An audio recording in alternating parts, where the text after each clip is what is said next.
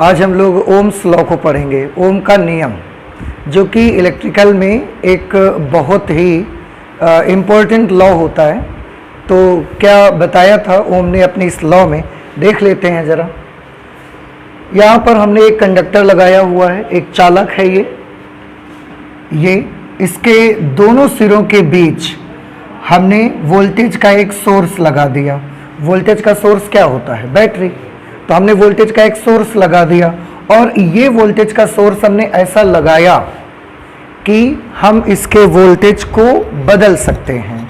हम जब चाहें इसके वोल्टेज को कम कर सकते हैं, जब चाहें बढ़ा सकते हैं, स्टेप में बढ़ा सकते हैं धीरे धीरे। तो हमने ये वेरिएबल वोल्टेज लगाया है और वेरिएबल वोल्टेज के लिए जो सिंबल बनता है वो इस तरीके का बनेगा। ये वेरिएबल वोल्टेज को प्रदर्शित करता है। वेरिएबल वोल्टेज का सिंबल या तो ये बनाते हैं, दो तरीके से हम उसको बना सकते हैं। या तो आप जो ये आपने सेल बनाई हुई है, इस सेल में पॉजिटिव और नेगेटिव, और उसके साथ ये एक एरो बना दें आप। ये भी वेरिएबल वोल्टेज का सिंबल होता है। मतलब जब कहीं ये बना होगा तो आपको समझ जाना है कि हम चाहें तो इसमें एक ऐसी डिवाइस लगी है जिसके हेल्प से हम इसके वोल्टेज को बदल सकते हैं। अभी 0 वोल्ट है तो 1 कर सकते हैं, 2, 3 बढ़ा सकते हैं वोल्टेज को। और इसका एक तरीका और भी होता है बनाने का। इसके साथ फिर हमको एक रियोस्टेट लगाना पड़ता है। रियोस्टेट, इसे धारा नियंत्रक कहा जाता है। और रियोस्टेट के लिए इस तरीके का सिंबल बनाना पड़ता है। फिर उसके साथ आप बैटरी लगाएंगे। उस वक्त बैटरी में आपको कोई एरो बिठाना नहीं है, ये रियोस्टेट का सिंबल बना दिया जाता है, उसके साथ जोड़ देते हैं। तो बैटरी के साथ या तो रियोस्टेट लगा दो, इसका भी पॉइंटर आगे पीछे खिसकाकर हम परिपथ में बहने वाली वोल्टेज को बढ़ा घटा सकते हैं, करंट को कम ज़्यादा कर सकते हैं।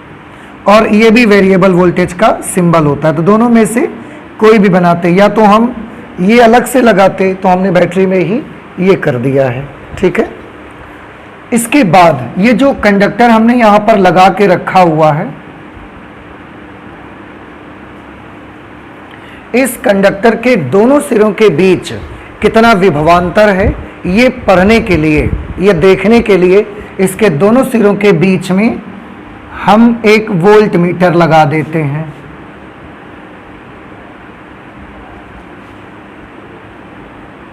ये हमने एक वोल्ट मीटर लगा लिया।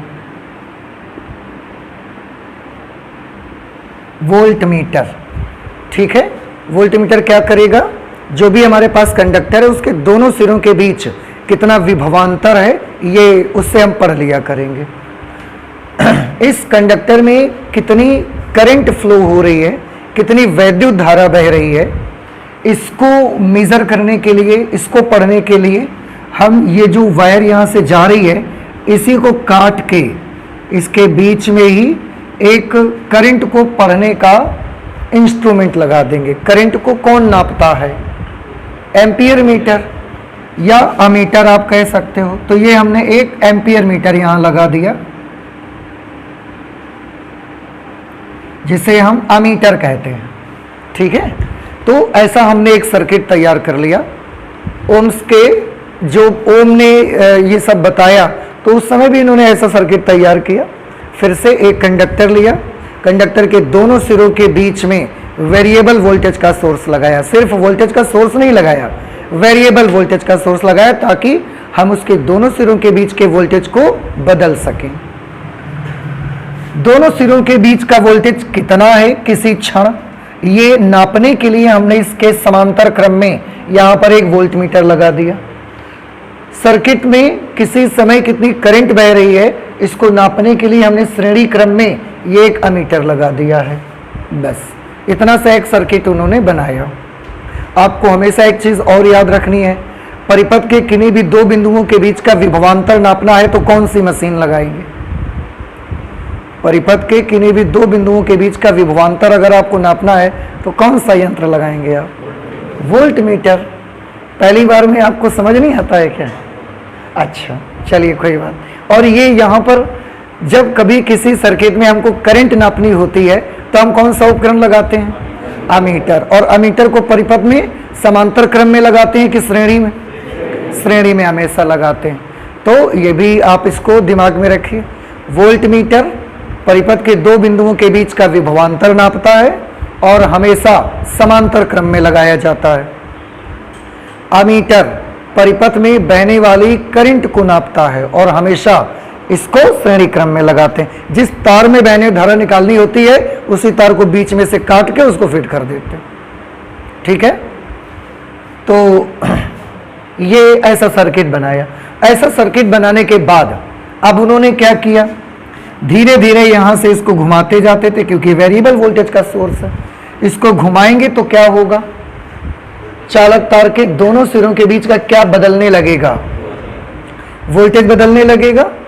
तो यहां से हम वोल्टेज बदलते जाते थे। पहले रखा 0 वोल्ट, फिर हमने 2 वोल्ट, 4 वोल्ट, 6 वोल्ट, ऐसे हम इसको बदलने लगे। वोल्टेज बदल रहे थे हम, और उस वक्त हर बार जब हम वोल्टेज बदलते थे तो यहां पर देख लेते थे कि करंट कितनी फ्लो हो रही है, और वोल्टेज और करंट के बीच एक टेबल तैयार कर ली गई। ठीक है, कैसे, इस तरह से देखो।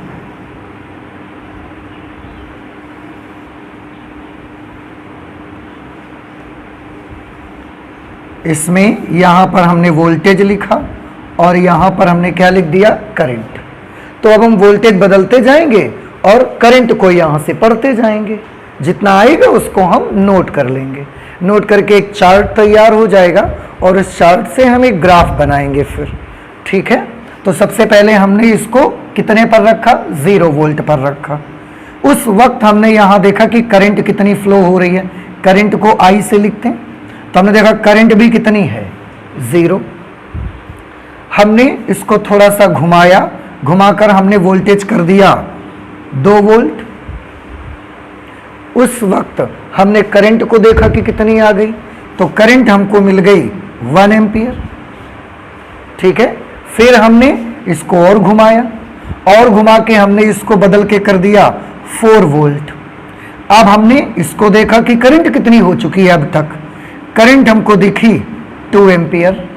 हमने इसको और घुमा दिया, घुमा करके इसको कर दिया 6 वोल्ट। करंट वाले मीटर में देखा, एम्पियर मीटर में करंट हमको मिली 3 एम्पियर।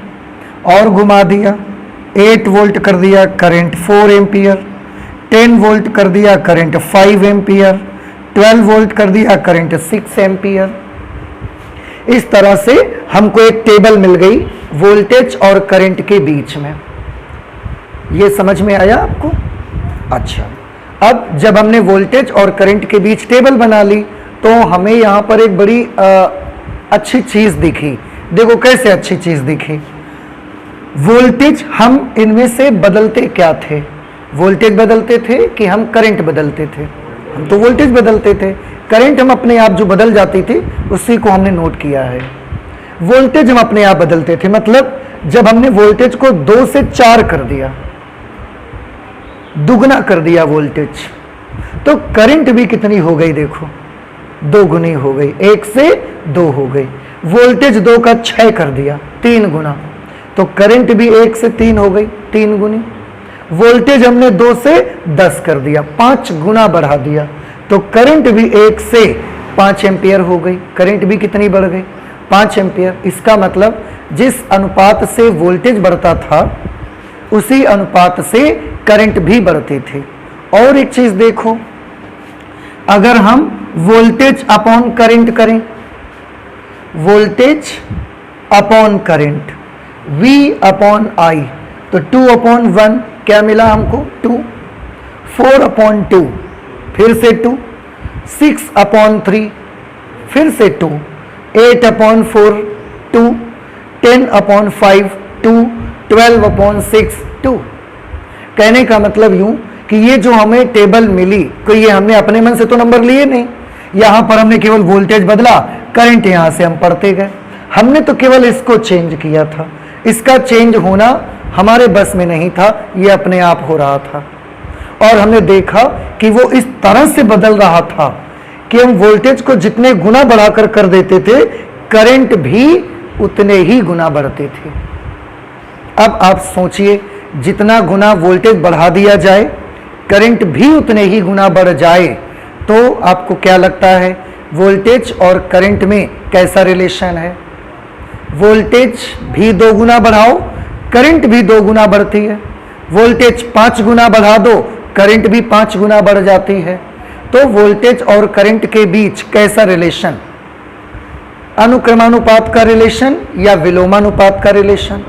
अनुक्रमानुपात का, क्योंकि जिस अनुपात में वोल्टेज बढ़ा रहे हैं उसी अनुपात में क्या बढ़ रही है?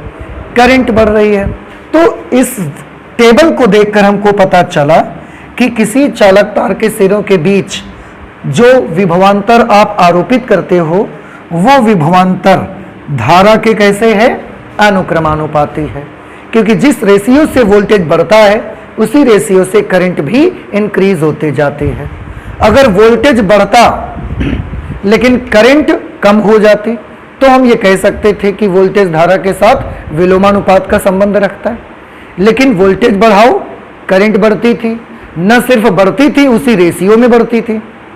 तो हम ये मान सकते हैं, बोल सकते हैं कि किसी चालक तार के सिरों के बीच आरोपित विभवांतर उसमें प्रवाहित होने वाली धारा के अनुक्रमानुपाती होता है। तो ये देखकर ओम ने इसका अपना रूल बना दिया। क्या रूल बना दिया उन्होंने बताया कि यदि किसी चालक तार की भौतिक अवस्थाएं जैसे ताप है, दाब है, इनको अगर हम ना बदलें, तो इनको हम ना बदलें, उस वक्त किसी चालक तार के सिरों के बीच आरोपित विभवांतर उसमें बहने वाली धारा के अनुक्रमानुपाती होता है। बस यही ओम्स लॉ है। नहीं समझ आया तो नोट कर लेते हैं इसको सब लोग, ठीक है।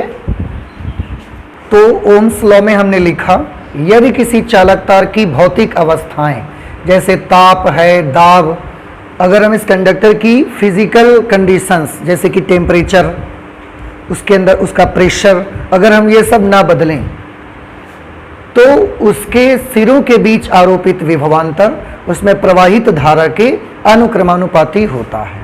ये ओम्स का लॉ बना।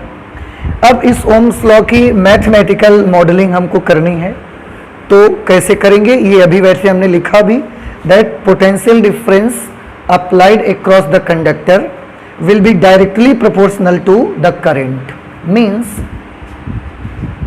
V is directly proportional to I, ठीक है। प्रोपोर्शनल टू के निशान को हटाना चाहते हैं अब तो हटा सकते हैं, इसको अगर आप इक्वल बनाना चाहते हैं तो यहाँ पर एक कांस्टेंट लगाना पड़ेगा आपको, आप सभी लोग जानते हैं। V इज इक्वल टू, यहाँ पर एक कांस्टेंट लगेगा R, यहाँ पर क्या कांस्टेंट लगाया गया? R लगाया। तो ये R क्या चीज़ है? जहां R एक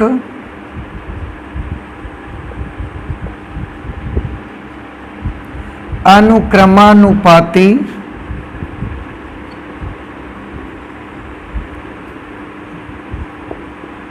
जहां R एक अनुक्रमानुपाती नियतांक है, जिससे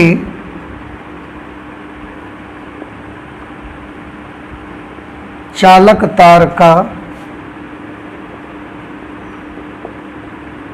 प्रतिरोध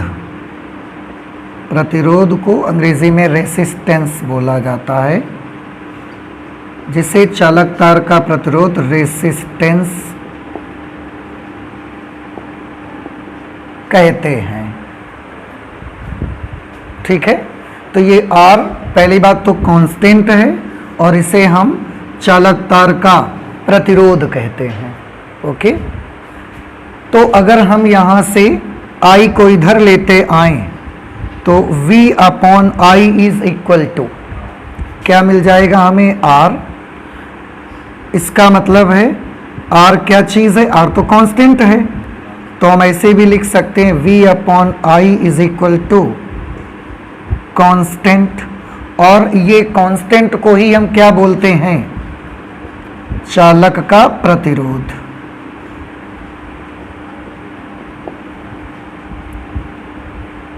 इस कांस्टेंट को ही चालक का प्रतिरोध कहा जाता है। ठीक है, तो ये मैथमेटिकल मॉडलिंग हमने कर ली।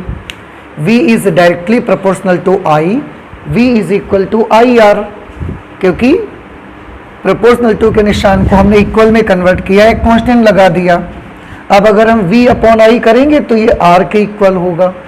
तो V upon I is equal to R and R is a constant, so V upon I will be constant. यानी कि वोल्टेज और करंट का जो रेशियो होगा वो हमेशा नियत रहेगा, बदलेगी नहीं उसकी वैल्यू। और दिख भी रहा है कि वोल्टेज और करंट का रेशियो अगर आप निकालें तो हर बार चाहे जितना मिले लेकिन सेम वैल्यू मिल रही है हर बार आपको।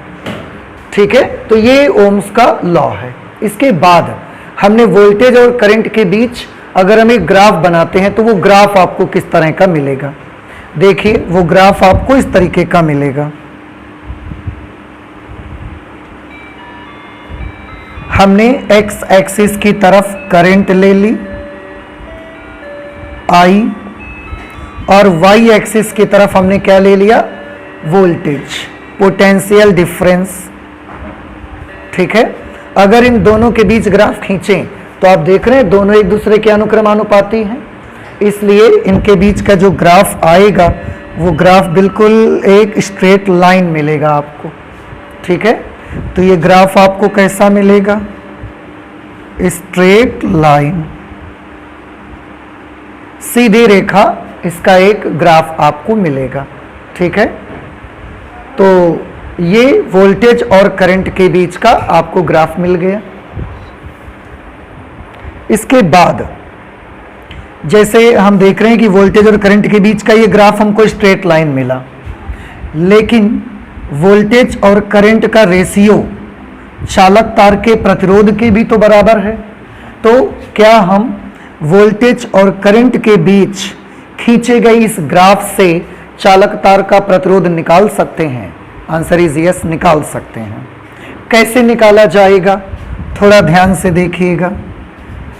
क्या मैंने बात कही आपसे कि वोल्टेज और करंट के बीच का जो ये ग्राफ है, ठीक है, इस ग्राफ से ये ग्राफ हमको कैसा मिलता है, पहले तो स्ट्रेट लाइन हमको मिलता है।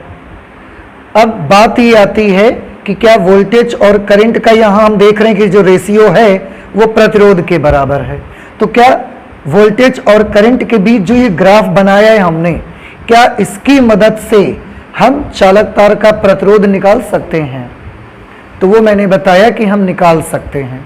कैसे निकाला जाएगा, उसके लिए आपको ग्राफ से ही करना है। एक चीज और मैं बताऊं, क्योंकि वोल्टेज और करंट इनके बीच खींचा गया ग्राफ कैसा है, एक सीधी रेखा है, इसलिए हम ये कह सकते हैं कि वोल्टेज और करंट के बीच लीनियर रिलेशन होता है।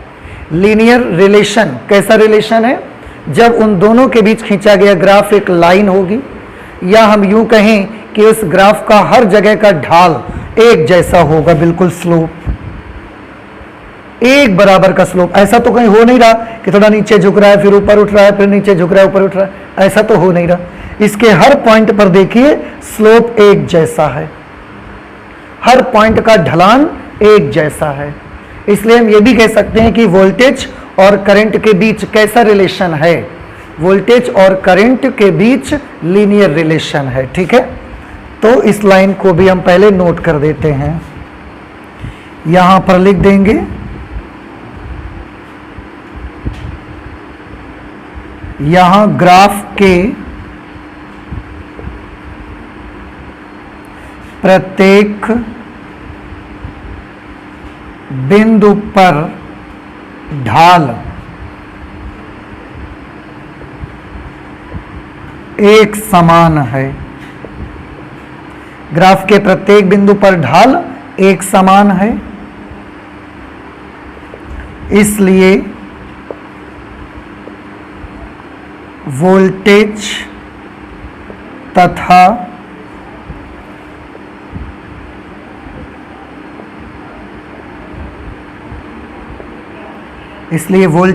वैद्युत धारा के बीच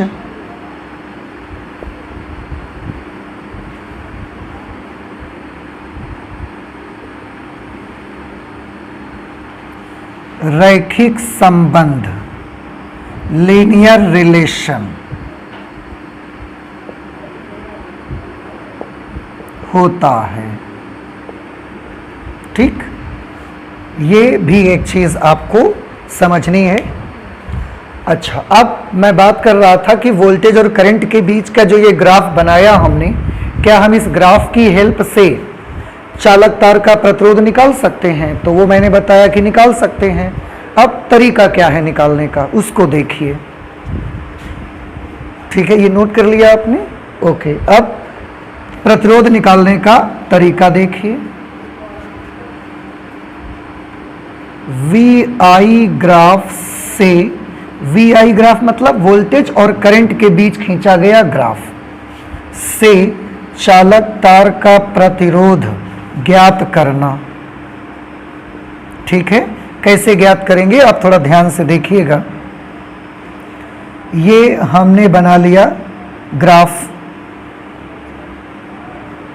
इधर की तरफ हम वोल्टेज ले रहे हैं और इस साइड में हम करंट ले रहे हैं I, और वोल्टेज V। इसके बीच जो ग्राफ बनाया जाता है, अब आप जानते हो कैसा ग्राफ आता है, बिल्कुल सीधी रेखा, स्ट्रेट लाइन। अब अगर कभी भी आपको वोल्टेज और करंट के बीच का ग्राफ दे दिया जाए और आपको बोला जाए प्रतिरोध निकालो, आप क्या करेंगे? ग्राफ के कहीं पर भी पास पास दो बिंदु ले लेंगे आप, कहीं पर भी नजदीक नजदीक दो पॉइंट अपने मन से ले लीजिए। उसमें कोई ऐसा जरूरी नहीं है कि यहीं लेना है, कि यहाँ लेना है, कि यहाँ लेना है, ऐसा कोई फर्क नहीं पड़ता। आप कहीं पर भी दो पॉइंट अपनी मर्जी से ले सकते हैं, बहुत दूर मत लीजिए, थोड़ा नजदीक लीजिए। इसके बाद आप क्या करेंगे, थोड़ा ध्यान से देखिएगा।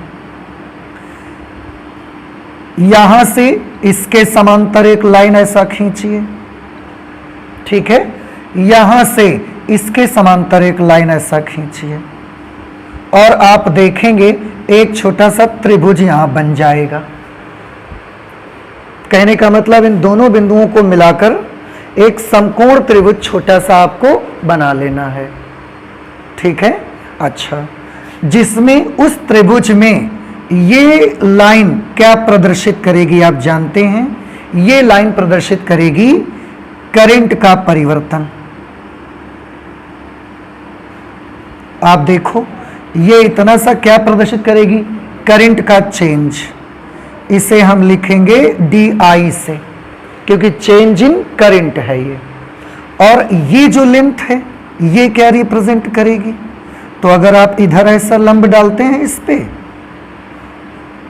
ऐसे यहां पर, तो ये रिप्रेजेंट करेगी change in voltage.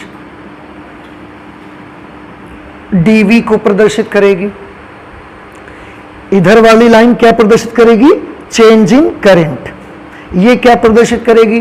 Change in voltage. और अगर आपको प्रतिरोध निकालना है तो प्रतिरोध के लिए सिंपल सा एक फॉर्मूला अप्लाई करेंगे। प्रतिरोध का फॉर्मूला क्या है वैसे? Voltage upon current. यहां पर क्या लिखेंगे? Change in voltage upon change in current. और इससे बड़ी आसानी से चालक तार का प्रतिरोध निकल आएगा। किस चालक तार का? जिस चालक तार को वहां लगाकर आपने वोल्टेज और करंट के बीच का ग्राफ बनाया है, उसका रेसिस्टेंस निकल करके आ जाएगा। नहीं समझ में आई आपको? आया? फिर से सुन लीजिए क्या करना है आपको।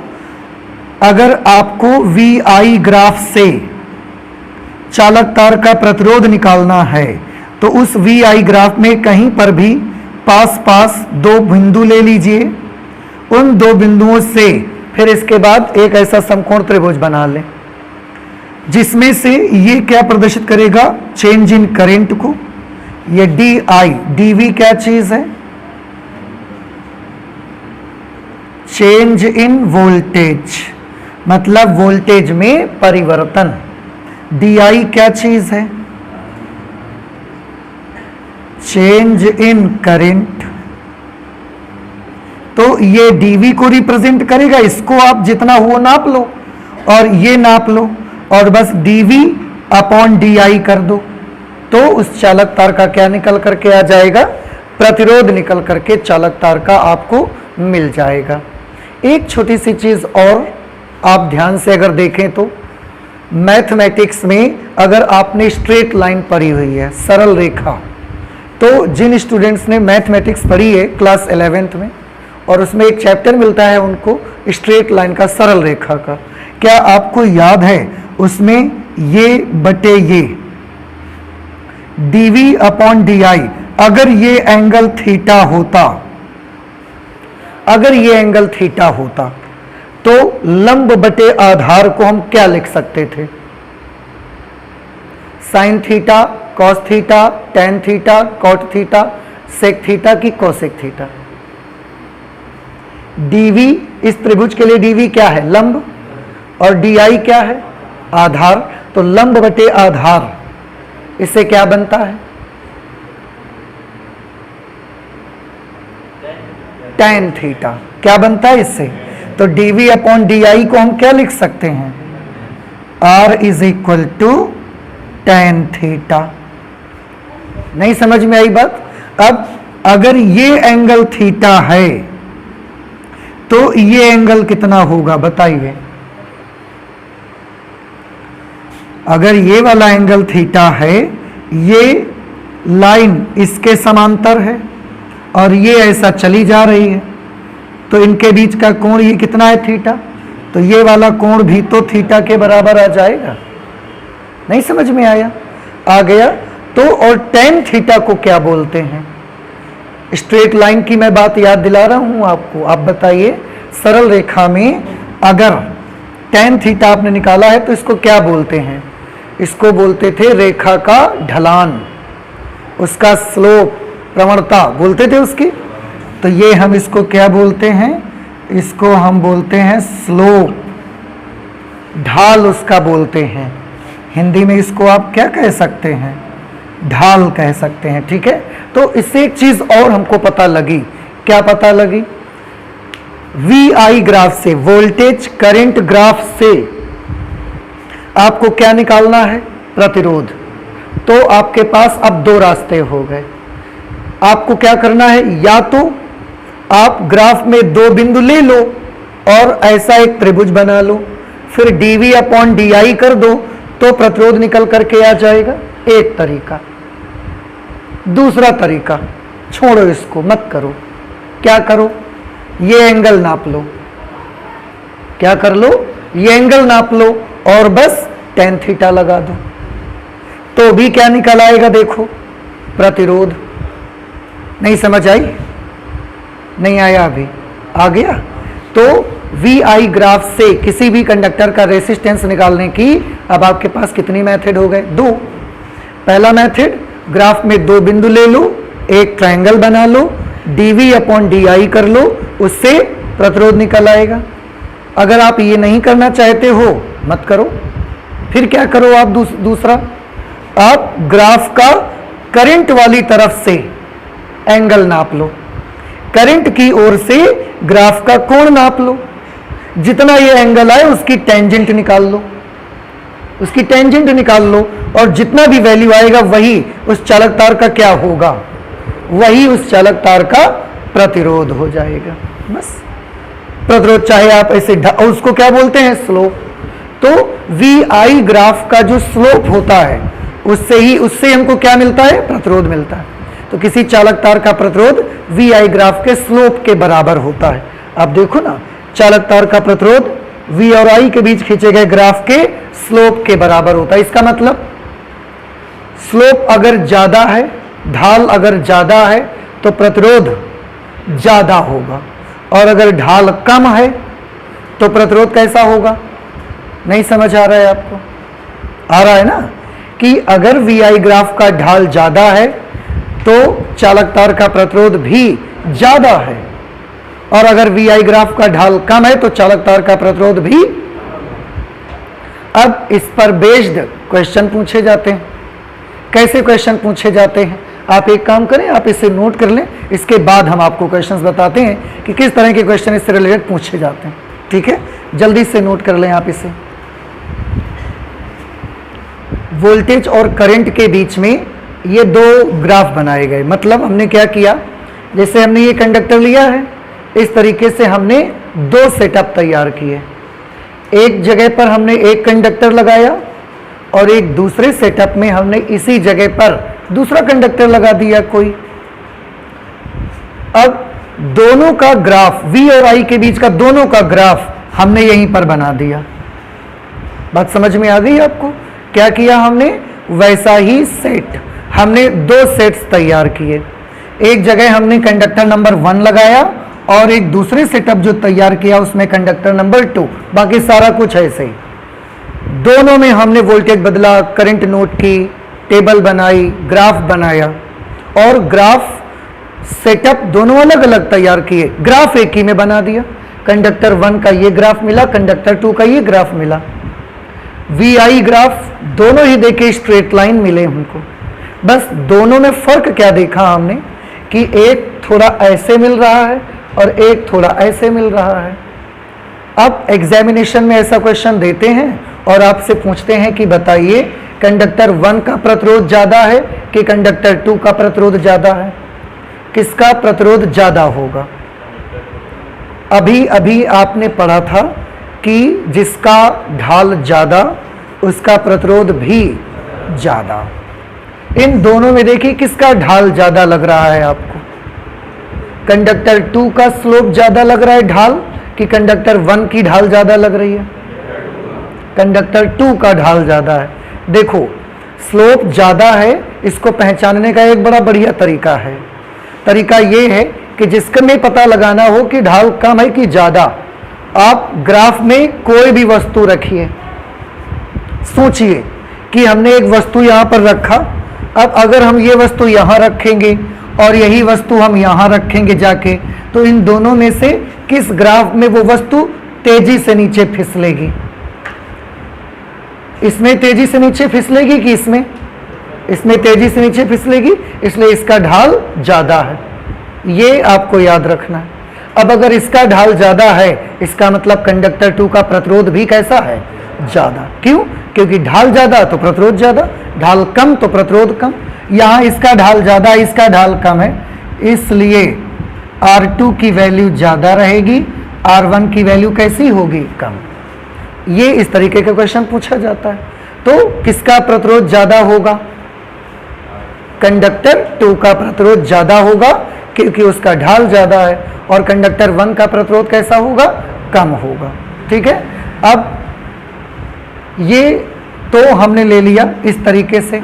आप जानते हैं कभी कभी आपको कंफ्यूज करने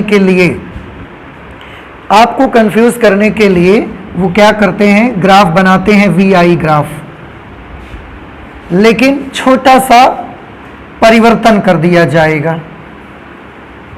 इधर की तरफ ले लिया जाएगा वोल्टेज और इधर की तरफ ले ली जाएगी करंट।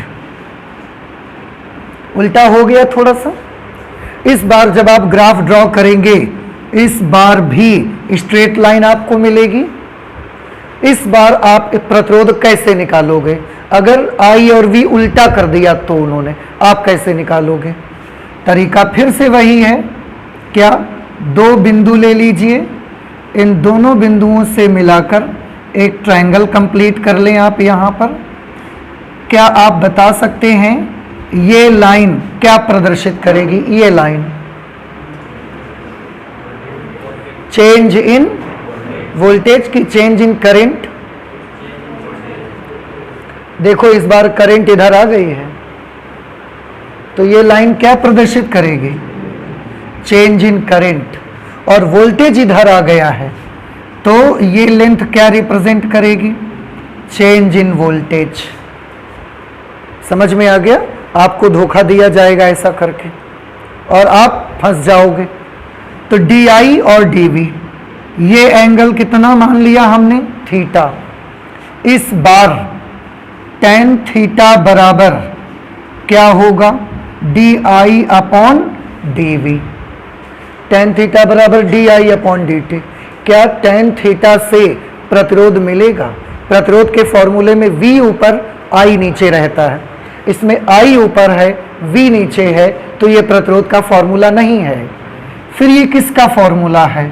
आंसर है ये 1/r का फॉर्मूला है। देखो ना, आर का फॉर्मूला क्या होता था? चेंज इन वोल्टेज ऊपर रहेगा, चेंज इन करंट नीचे रहेगी, but in this case change in current is in numerator while the change in voltage is in denominator. So this is not the formula for resistance, this is reciprocal of resistance 1/r। तो अगर कभी भी I और V की जगह बदल दें तो याद रख लीजिए tan थीटा से उस वक्त उस चालक का प्रतिरोध नहीं निकाला जाएगा। फिर उस चालक का प्रतिरोध किससे निकाला जाएगा? पलट दो। अगर आप पलट देंगे तो ये क्या बन जाएगा? R, ये क्या बन जाएगा? dV/dy, और ये क्या बन जाएगा? 1/tan थीटा, और 1/tan थीटा क्या होता है? cot theta. तो उस वक्त फिर आप प्रतिरोध किससे निकालोगे? cot थीटा से। पर याद रहे आपको कि ये एंगल आपने जो लिया है, इस बार ये एंगल किससे नापा गया है? वोल्टेज से नापा गया है। उस फिगर में आप पन्ना पलट के देखिए, एंगल आपने करंट की तरफ से नापा था। तो अगर एंगल आज भी करंट की तरफ से आप नापेंगे, अगर I और V उल्टा हो गए हैं लेकिन एंगल को आप I की तरफ से ही नाप रहे हैं, तो tan थीटा से ही प्रतिरोध निकाल सकते हैं। लेकिन क्योंकि एंगल हमने किसकी तरफ से नाप लिया? V की तरफ से, तो फिर tan नहीं निकलेगा, cot थीटा से निकलेगा। ध्यान रहेगा आपको। फिर से बताइए, ग्राफ में इधर V ले रहे हैं, इधर I ले रहे हैं, और एंगल हमने I की तरफ से नापा है, तो प्रतिरोध के लिए क्या लगाइए सूत्र? tan theta. अगर एंगल V की तरफ से नापना तो प्रतिरोध के लिए कौन सा सूत्र लगा लेना? cot theta. तो चाहे V यहां और I यहां लिया जाए या I यहां पर V यहां लिया जाए, एक चीज आपको याद रखना है, एंगल अगर V की तरफ से नापेंगे तो फॉर्मूला प्रतिरोध का cot थीटा, और एंगल I की तरफ से नापेंगे तो प्रतिरोध का फॉर्मूला tan थीटा। नहीं समझ में बात आई आपको? इस तरह से आप इसको करेंगे। ठीक है, अब थोड़ा ध्यान से देखिए। अगला क्वेश्चन आपको ऐसा दे दिया उन्होंने, हमने घर में बहुत इसको अच्छे से रट लिया कि कंडक्टर 2 का प्रतिरोध ज्यादा होगा, कंडक्टर 1 का प्रतिरोध कैसा होगा? कम। देखो ये मैंने क्या बताया, ये आपको ये बताया कि I और V बदल दें, थीटा V की तरफ से मेजर करने लगे तो प्रतिरोध कैसे निकालोगे। अब फिर से वापस आते हैं इस क्वेश्चन पर। आप एग्जाम देने चले गए घर से, ये इसको रट करके बढ़िया कि कंडक्टर 2 का प्रतिरोध कैसा होता है? ज्यादा। वहां पर जब आप पहुंचे, क्वेश्चन मिला, आप बड़े खुश हो गए।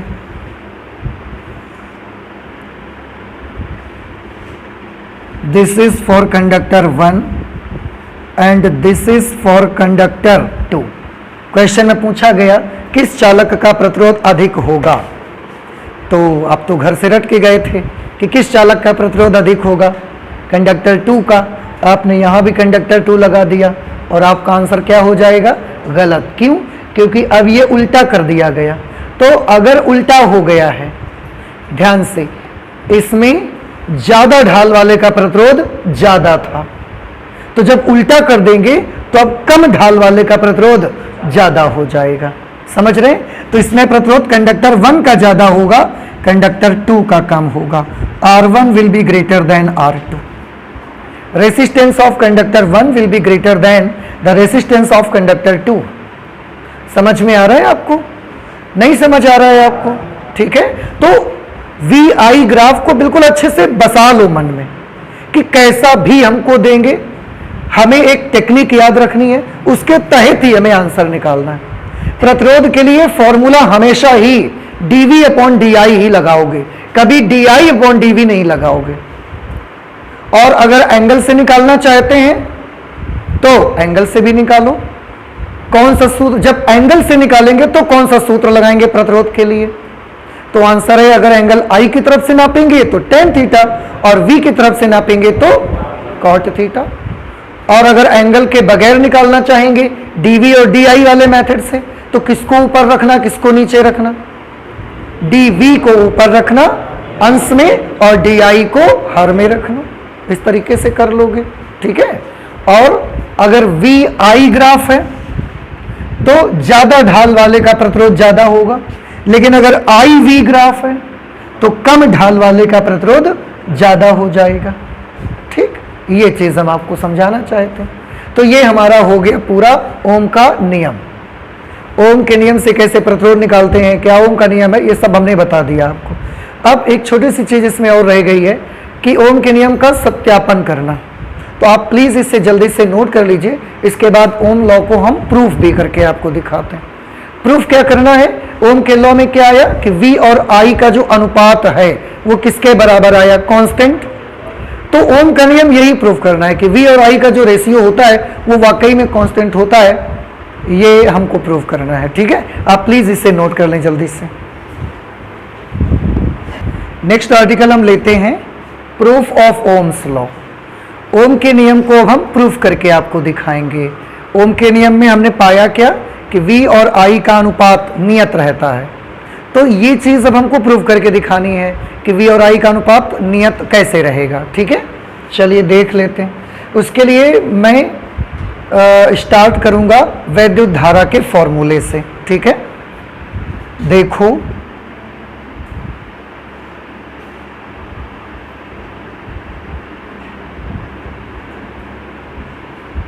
हम जानते हैं कि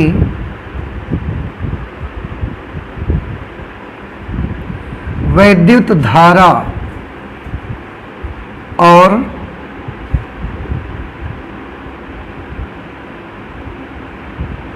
अनुगमन वेग में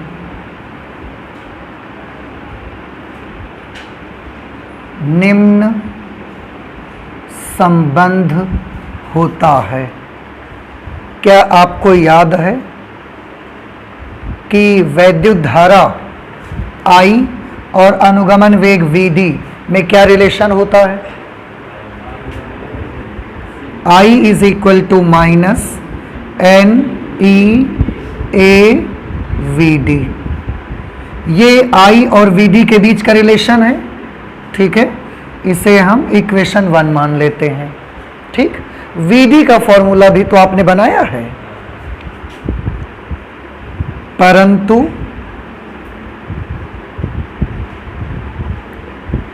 इलेक्ट्रॉन्स का अनुगमन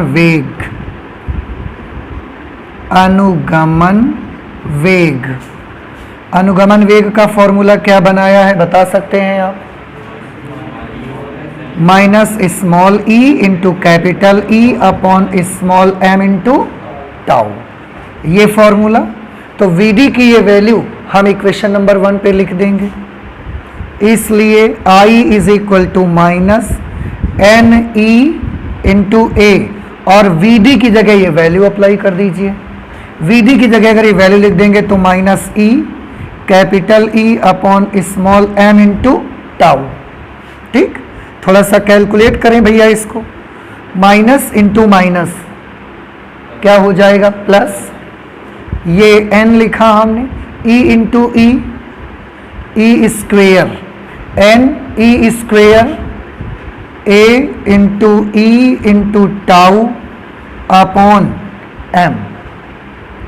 ये I की वैल्यू आ गई। Let this is equation number 2। अच्छा, यहां पर एक ये वैद्युत क्षेत्र की तीव्रता आ रही है। अब छोटी सी चीज, ये हमने कंडक्टर ले लिया वैसा ही, फिर से इसके दोनों सिरों को हमने वोल्टेज सोर्स से कनेक्ट कर दिया। वेरिएबल वोल्टेज सोर्स लगा लो। ठीक है, अगर इस कंडक्टर की लेंथ हम L मान लें और इसके दोनों सिरों के बीच का जो विभवांतर है उसको V मान लें, तो क्या आप मुझे बता सकते हैं कि इसके अंदर वैद्युत क्षेत्र की तीव्रता क्या होगी? क्या मैंने बोला कि चालक तार के दोनों सिरों के बीच का विभवांतर V और उसकी लंबाई कितनी है, L। तो यहां लिख देंगे यदि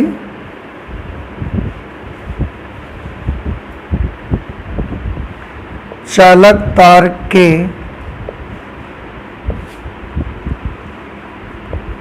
दोनों सिरों के बीच विभवांतर, चालक तार के दोनों सिरों के बीच विभवांतर V हो तथा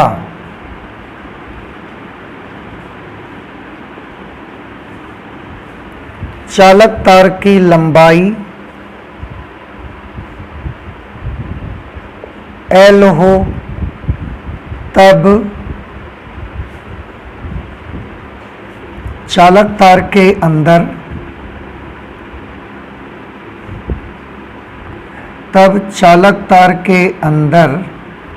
वैद्युत क्षेत्र,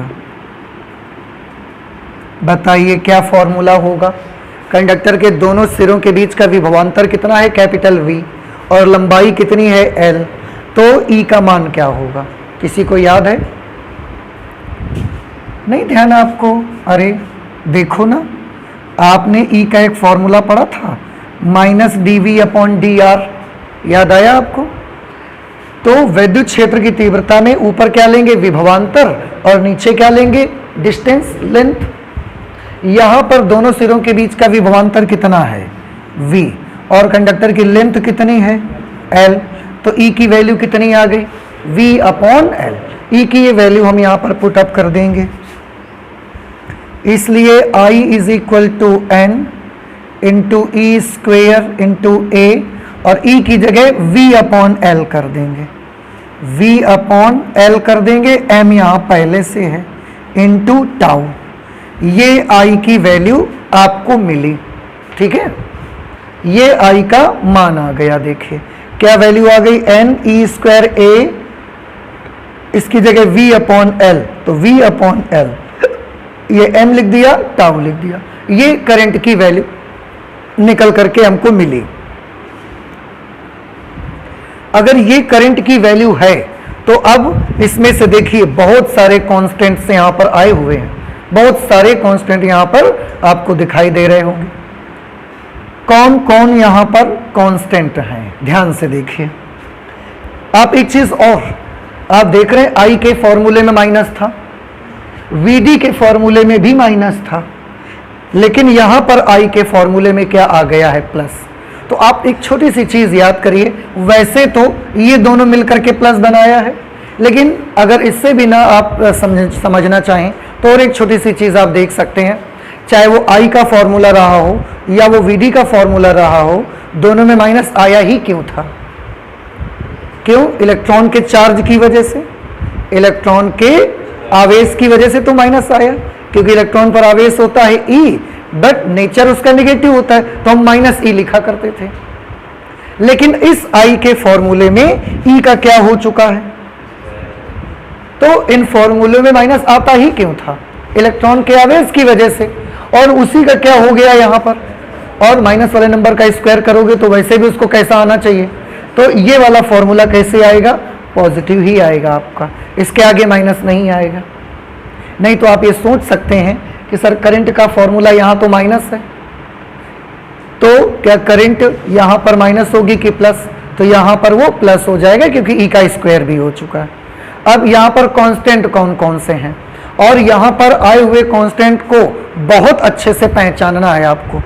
देखिए E, फिर से पहले मुझे बता दीजिए, क्या आप देख लेते हैं आपको समझ आ रहा है कि नहीं। स्मॉल n क्या चीज है, याद है किसी को?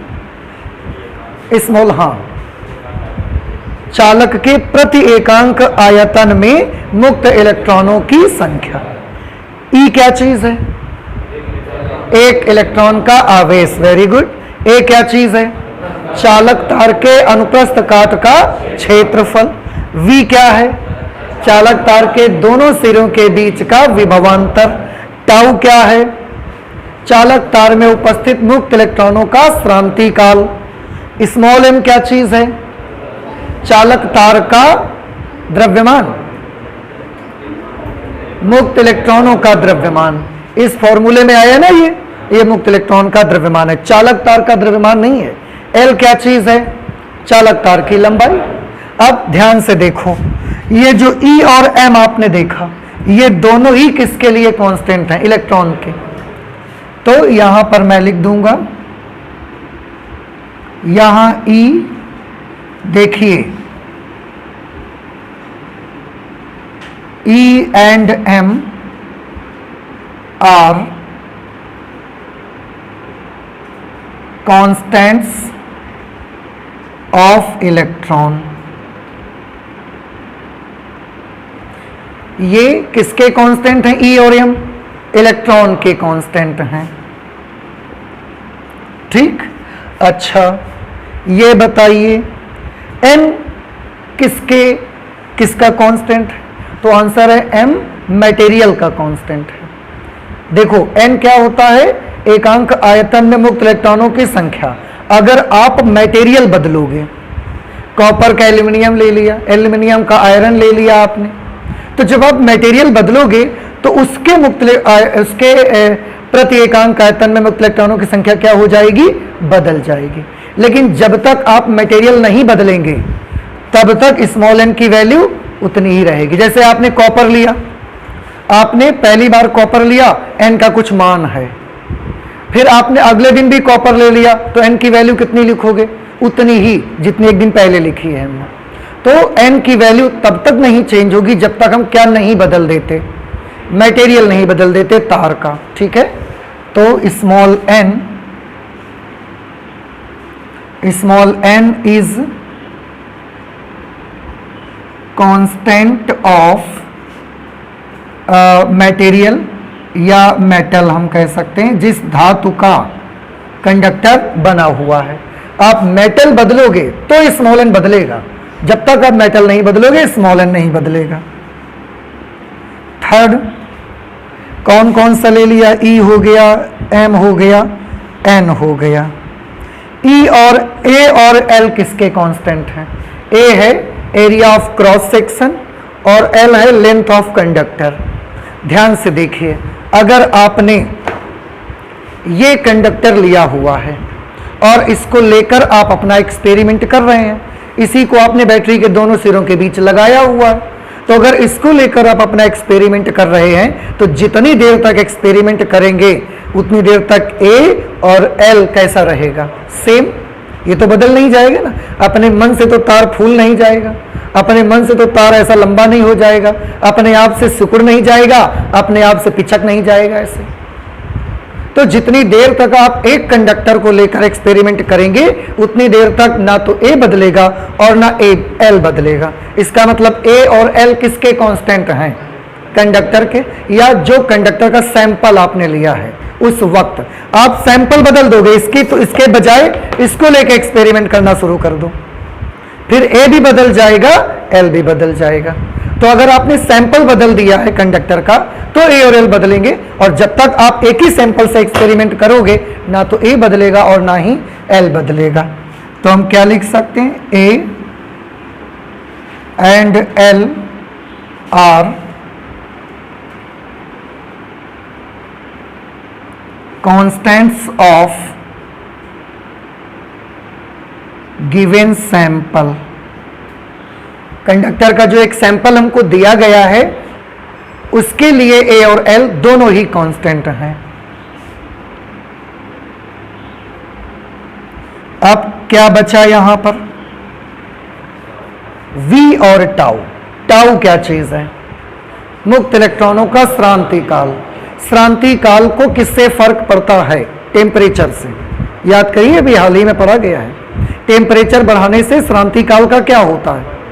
कम हो जाता है। और अगर हम टेम्परेचर को बदले ही ना, बिल्कुल एक जैसा कांस्टेंट रहने दें, तो टाउ का क्या होगा? नहीं बदलेगा। तो अगर हम टेम्परेचर बदलने ना दें, टेम्परेचर बदलने ना दें तो टाउ भी नहीं बदलेगा। नहीं बदलेगा मतलब टाउ क्या हो जाएगा? तो tau is constant at constant temperature.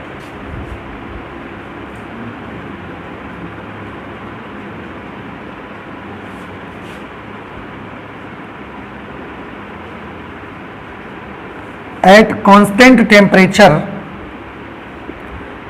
tau is also constant।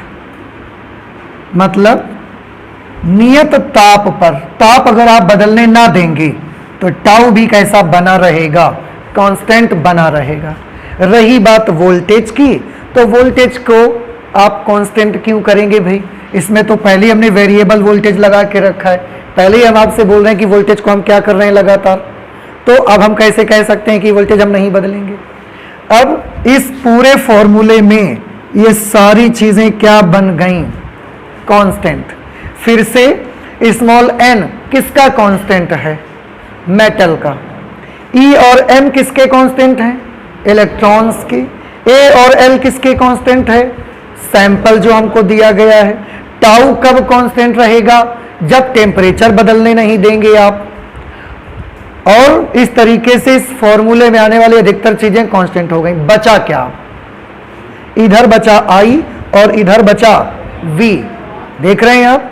तो और बाकी चीजें क्या हो गई, कांस्टेंट। तो क्या हम ऐसा लिख सकते हैं, therefore I is directly proportional to V, क्या हम ऐसा लिख सकते हैं कि नहीं लिख सकते।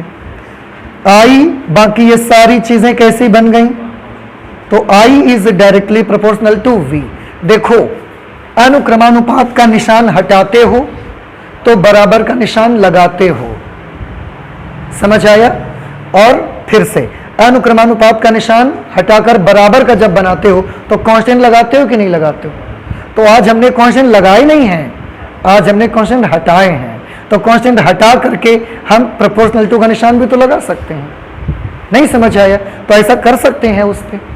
तो I is directly proportional to V, या हम कह सकते हैं V is directly proportional to I, और V is directly proportional to I ही तो ओम का नियम है। आप देखो अभी पलट के पन्ना, ओम का नियम यही मिला हमको। तो दिस इज ओम्स लॉ।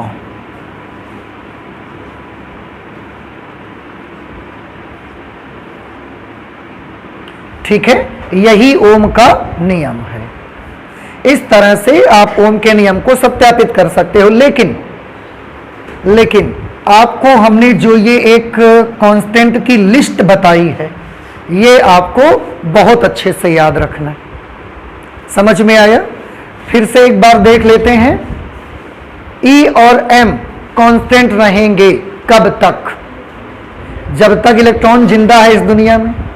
क्यों, अगर इलेक्ट्रॉन है तो उसका आवेश और उसका द्रव्यमान अपने आप तो नहीं बदल जाएंगे ना। तो जब तक इलेक्ट्रॉन इस दुनिया में जिंदा है तब तक E और M सेम रहेंगे, नहीं बदलेंगे। स्मॉल n किसके बदलने से बदलता है, मेटल के बदलने से बदलता है। आप कॉपर की जगह एल्युमिनियम ले लोगे तो उसके भीतर मुक्त इलेक्ट्रॉनों की संख्या बदल जाएगी। आप आयरन ले लोगे, उसके भीतर मुक्त इलेक्ट्रॉनों की संख्या कुछ और होगी। A और L तब तक नहीं बदलेंगे जब तक आप सैंपल नहीं बदलते हैं। और अगर टेम्परेचर नहीं बदल रहा है तो टाउ भी कैसा बना रहेगा, कांस्टेंट बना रहेगा। ठीक है, तो बताइए मुझे, हमने एक्सपेरिमेंट करते वक्त सैंपल बदल दिया, आप अपने इस फॉर्मूले में कौन कौन सी चीजें बदल देंगे, क्या बदल दिया है हमने, सैंपल। सैंपल के कांस्टेंट कौन कौन थे, तो अगर आपने सैंपल बदल दिया तो आप फॉर्मूले में क्या क्या बदल देंगे, A और L बदल देंगे। ये आपको मालूम होना चाहिए, समझ आया। ठीक है, अगर हमने एक्सपेरिमेंट करने के लिए मेटल बदल दिया, फिर आप इस पूरे फॉर्मूले में किसको बदल देंगे, स्मॉल n को बदल देंगे। ठीक है, अगर हमने टेम्परेचर को चेंज कर दिया तो आप इस फॉर्मूले में क्या चेंज कर देंगे, टाउ को बदल देंगे। और कुछ बचा, हो गए सब। इलेक्ट्रॉन को आप कुछ कर नहीं सकते, क्यों, इलेक्ट्रॉन मैंने बोला जब तक जीवित है तब तक उसका चार्ज और उसका मास वही रहेगा। एक चीज और प्रूफ तो कर दिया हमने, एक चीज और, जब हमने ये किया हमको एक बेनिफिट और मिला। क्या बेनिफिट मिला, हम चाहें तो यहां से प्रतिरोध का फॉर्मूला बना सकते हैं, प्रतिरोध का फॉर्मूला। अभी अभी हाल में प्रतिरोध पढ़ा है आपने, तो प्रतिरोध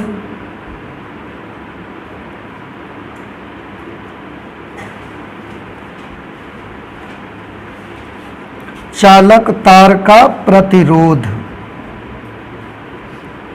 कैपिटल R की क्या वैल्यू पढ़ी थी अभी अभी आपने, V अपॉन आई, यही तो पढ़ा है। तो अब आप एक काम करिए, यहां से v अपॉन आई की वैल्यू निकाल लो। v अपॉन आई की वैल्यू, v ये है, i ये है, तो v अपॉन आई करो। ध्यान से देखना, v अपॉन आई करेंगे तो v और i के अलावा बाकी जितनी चीजें हैं i उधर ले जाएंगे, बाकी इसके साथ जितनी चीजें सब इधर भेज दो।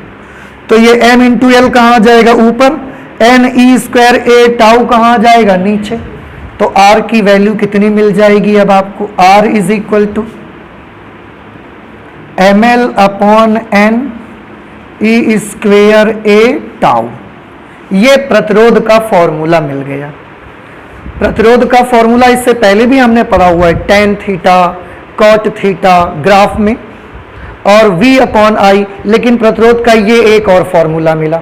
आप जानते हैं प्रतिरोध के किसी भी फॉर्मूले में आप डिपेंडेंसी चेक करना आपको डिफिकल्ट होगा, लेकिन यहां से आप प्रतिरोध की डिपेंडेंसी बड़ी इजीली चेक कर सकते हैं कि प्रतिरोध किस किस पर निर्भर करेगा, प्रतिरोध किन किन बातों पर डिपेंड करेगा, आप यहां से देख सकते हो। समझ आ रहा है आपको? तो ये प्रतिरोध का फॉर्मूला भी आपको याद रखना है। क्या formula? M l upon n e square A tau, ये प्रतिरोध का फॉर्मूला हो। और फिर से एक बार बताइए अच्छा मुझे, अगर हमने टेम्परेचर बदल दिया तो प्रतिरोध का क्या होगा? टेम्परेचर हमने बढ़ा दिया, टेम्परेचर बढ़ाने से प्रतिरोध का क्या होगा? बढ़ जाएगा, घट जाएगा? अच्छा ठीक है, चेक कर लेते हैं। प्रतिरोध किस पर डिपेंड करता है? टाउ पर। टेम्परेचर बढ़ने से टाउ का क्या होता है? घट जाता है। और अगर टाउ घटेगा तो प्रतिरोध का क्या होगा? बढ़ जाएगा, because resistance is inversely proportional to the relaxation time. So if we increase the, if we decrease the relaxation time, then resistance will be increased. तो ऐसी सिचुएशन पर अगर आप टेम्परेचर बढ़ा देंगे तो रिलैक्सेशन टाइम क्या होगा? घटेगा, और उसकी वजह से प्रतिरोध क्या हो जाएगा? बढ़ जाएगा। तो ताप बढ़ने से प्रतिरोध का क्या होता है?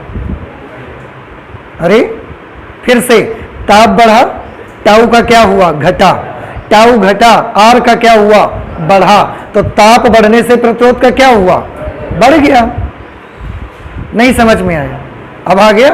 तो ताप जब भी बढ़ेगा प्रतिरोध बढ़ेगा। कोई भी कंडक्टर, आप अपने घर में कॉपर की वायरिंग करवाई है आपने, और जब लाइट आती है आप उसको अपने सर्किट ऑन करते हैं, तो जब आप सर्किट ऑन करते हैं तो करंट के फ्लो होने से उनका टेम्परेचर बढ़ता है। चार्ज के बहने से उन कंडक्टर्स का क्या बढ़ जाता है? टेम्परेचर। और टेम्परेचर बढ़ने से उन सब का क्या हो जाता है? प्रतिरोध भी बढ़ जाता है। तो आपके घर में लगी वायरिंग में जैसे जैसे टेम्परेचर, जितनी देर आप करंट फ्लो होते रखेंगे उतनी देर टेम्परेचर बढ़ते जाएगा और प्रतिरोध बढ़ते जाएगा। प्रतिरोध बढ़ेगा, टेम्परेचर और बढ़ेगा, टेम्परेचर बढ़ेगा, फिर प्रतिरोध बढ़ेगा। दोनों एक दूसरे से ऐसे साथ साथ चलते रहेंगे। और इसीलिए जब ज़्यादा देर, बहुत देर चला देते हैं तो उपकरण बहुत हीट हो जाते हैं और कभी कभी उनमें आग लग जाती है ना। तो ये यहाँ से आप देख सकते हैं। अब फिर से बताइए, इस फॉर्मूले में मैंने प्रतिरोध को कैलकुलेट करने के लिए सैंपल ही चेंज कर दिया, तो इस फॉर्मूले में मुझे कौन कौन सी चीजें बदल लेनी चाहिए? ए और L, because area and length is are the constants of given sample. मैंने मेटल बदल दिया, कॉपर की जगह एल्यूमिनियम ले लिया। क्या बदल देंगे आप इस फॉर्मूले पे? आप इस फॉर्मूले पे स्मॉल एन चेंज कर देंगे। ठीक है, तो ये लिस्ट आपको बहुत अच्छे से याद रहनी चाहिए। And this is the proof of Ohm's law. किताबों में आपके जो बुक्स हैं उनमें ओम्स लॉ के प्रूफ के लिए बहुत लंबा लंबा दिया हुआ है। आपको उस बड़े रास्ते से जाने की कोई ज़रूरत नहीं है। ठीक है, आप ओम्स लॉ का प्रूफ इस तरीके से करिए। उतना बड़ा करने से कोई फ़ायदा नहीं है, ये आपको समझ में भी जल्दी आएगा और आप आसानी से कर भी पाएंगे। लेकिन कांस्टेंट की लिस्ट आपको याद होनी चाहिए कि कौन किस पर डिपेंड करता है। प्रतिरोध का सूत्र भी मिल गया, तो ये सब सूत्र याद रखो। आई का सूत्र क्या? NeAVD। वीडी का सूत्र minus e into capital E upon m into tau. प्रतिरोध का सूत्र क्या, m l upon n e square A tau. ताप बढ़ने से चालक तार का प्रतिरोध क्या होता है, बढ़ जाता है। समझ आ रहा है आपको? तो ये हमने कर लिया, ओम्स के नियम का प्रूफ कर लिया। ठीक है, अब फिजिक्स में आज हम इतना ही रखेंगे, इससे आगे की और चीजें पढ़ेंगे हम, लेकिन अगली क्लास में पढ़ेंगे। आई होप कि ये चीज आपको समझ में आ गई होगी। तो चलते हैं, मिलते हैं अगली क्लास पे। Thank you.